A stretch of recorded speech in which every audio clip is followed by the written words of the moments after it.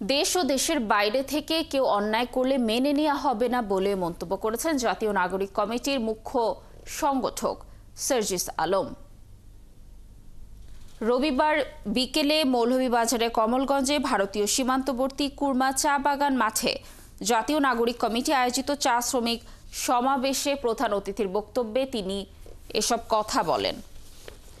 এ সময় তিনি চা শ্রমিকদের সিন্ডিকেট ও চাঁদাবাজদের বিরুদ্ধে প্রতিবাদ গড়ে তোলার আহ্বান জানান।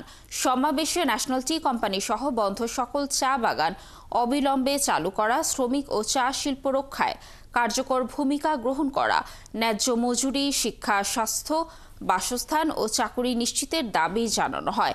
বাংলাদেশ চা শ্রমিক ইউনিয়ন মনু ধোলাই ভ্যালির সভাপতি ধনা বাউরির সভাপতিত্বে এ সময় উপস্থিত ছিলেন জাতীয় নাগরিক কমিটির যুগ্ম আহ্বায়ক সারওয়ার তুষার, জাতীয় নাগরিক কমিটি কেন্দ্রীয় সংগঠক প্রীতম দাস সহ আরো অনেকে।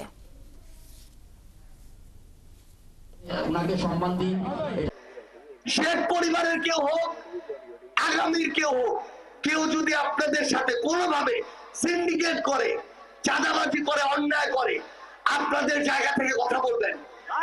একটা জিনিস মনে রাখবেন, ওরা কিন্তু সংখ্যায় বেশি না। ওরা 10-20টা লোক গলাবাজি করে ফাপড় নেয়, কিন্তু আপনারা যদি একটা বাগানের 10,000 লোক যান, ওরা ওদের জায়গা থেকে যান নিয়ে পালাবে।